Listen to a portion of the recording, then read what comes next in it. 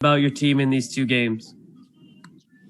Coming here to a hostile environment, down 0-2, and, the most thing I'm proud of is just, is keeping our poise, following the game plan, cleaning up some mistakes, making a couple of adjustments. And like I said, from 2 disappointing losses on our home floor, I thought we really had the focus of coming in, taking it one game at a time and winning these 2 games. So I'm just very proud of the way our guys, focused and locked in and was able to execute, especially in the defensive end, the last 6 quarters. Thank you. Next, we'll go to Andrew. Hey, Ty, ever since you guys fell behind by 19, you've outscored them by about 50 points. I know this is a game of many adjustments, but are there a couple things you would point to the most that you felt like you're happiest to have gone your way, the adjustments that have made that possible? I think defensively, just, getting better strengths on the floor with Luka. I think having our low man awareness when guys are beat off the dribble, like Hardaway, making him drive it, Cleveland, making him put the ball on the floor. And I thought we really did a good job of that. We really locked into those 2 guys, and they're very important to their team, their 3-point shooting, and their spacing. So I was proud of our guys for really locking in, trying to get those guys off the line, making them play inside the 3. Nick just talked about how the team had no panic arriving here in Dallas down 2-0. What have you observed from your guys the last 4 days since you've been here? Just poise and focus. I think staying poised, understand the task at hand. It's the first of 4 games. We still haven't done anything yet, but, it was a good start for us going down 0-2 at home and coming out and be able to win 2 on their floor. So now the series is tied up. We're going back home to try to take care of home court advantage on Wednesday. I don't even know what day it is, but and just keep it going from there. Just continue to keep building momentum. Thank you. Next, we'll go to Law. Ty, we discussed the specific game plan mistakes, the things that you wanted to see fixed. And as Andrew alluded to, Maxey and Tim, they were held to 1 of 11 from the field. Obviously, only 81 points to a team you gave up so many points to earlier in the week. Were there any more game plan mistakes despite the great defense, or are you satisfied with the complete game from your defense tonight? I'm satisfied with a complete game. I mean, throughout the course of the game, you're going to have some mistakes. We understand that, but it can't result in 40 points or, 37 points, things like that. But, you're going to have some mistakes because they're good players. They're going to run some good stuff. Rick does a great job of running stuff out of timeout. So put you in some compromising positions as well. So just clean up the mistakes. We can't give up, 35, 40 points on our mistakes. And we did that tonight. And then, like I said, our guys are flying around, really physical on the defensive end. I thought for the most part we tried to check and box out. They was, we were small a lot, so they got some offensive rebounds. But, overall, I'm just proud of our effort and I'm following the game plan as best as possible. How did you react to the wrench that was thrown at you with Boban reemerging in this series? He's effective. I think him and Big Zoo out there together battling a little bit. It's something that we definitely didn't see coming, but he gave him a little jolt, offensively. Fans love him. He came in and played well, 5 for 9, 12 points and 6 rebounds. So, come next game, we got to be prepared for him and ready for him and his physicality and his height. Thanks. Next up, we'll go to Ohm. Ty, Kawhi's been relentless like the last 3 games. I'm wondering, you've obviously played alongside some of the all-time greats, and you've seen Kobe take his game up a notch in the postseason. What has Kawhi been like when he takes his game up a notch? I mean, on both ends of the floor, I think rebounding the basketball, really attacking.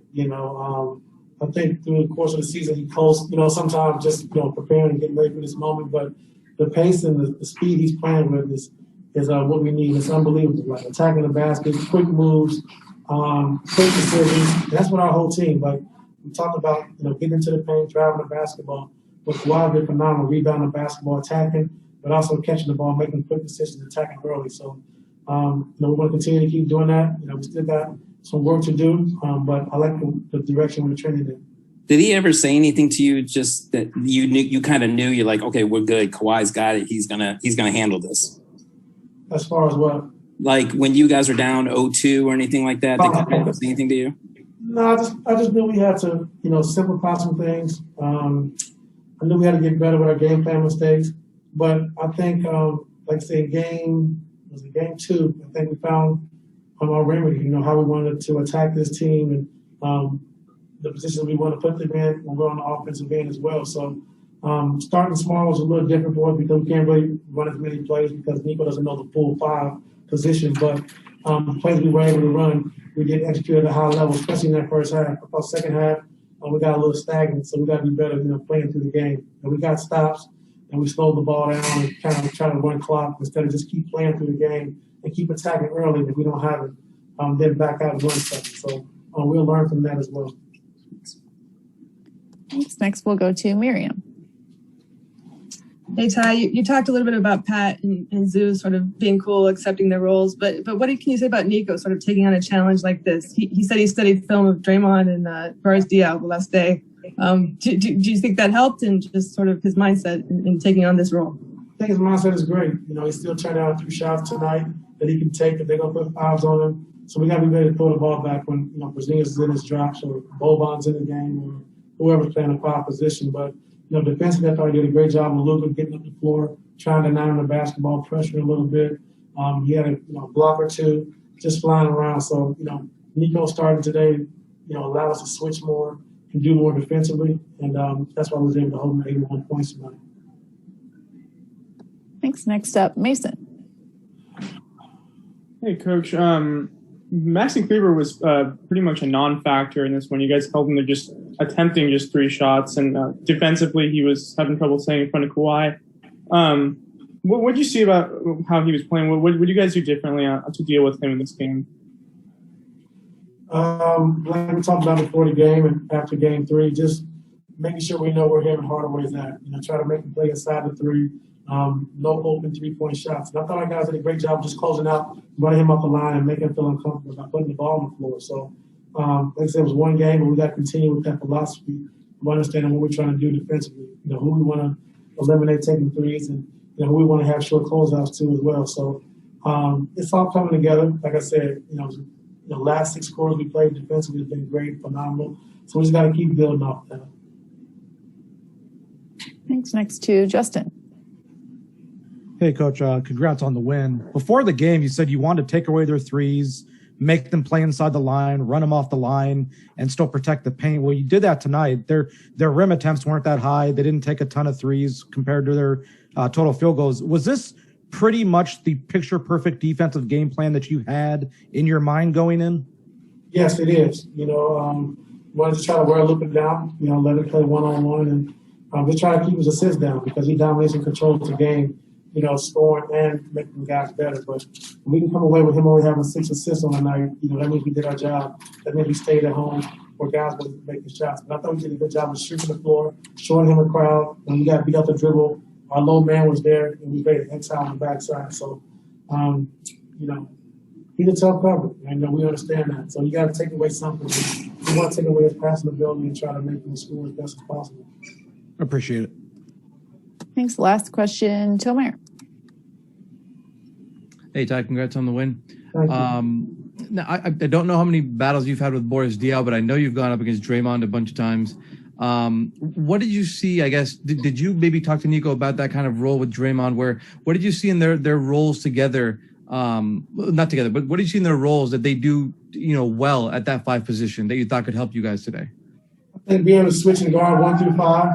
I think their IQ, being able to block shots, rebound the basketball, but also being able to break down the dribble. So they are a lot alike. Draymond, like I said, he's one of the best I've seen at just playing a cat and mouse game, playing between 2 guys getting steals.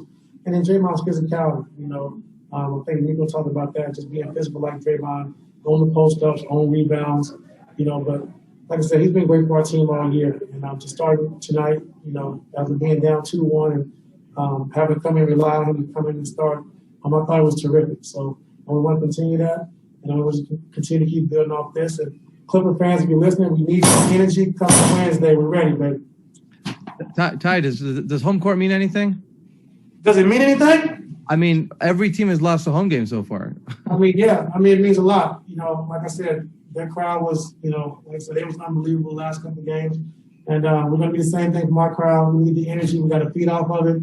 I know we only got half the fans, that they do, but we need every bit of their energy. We're coming home, and we're ready to go on Wednesday. Thanks, Ty. Yes, sir. Thank you, Ty.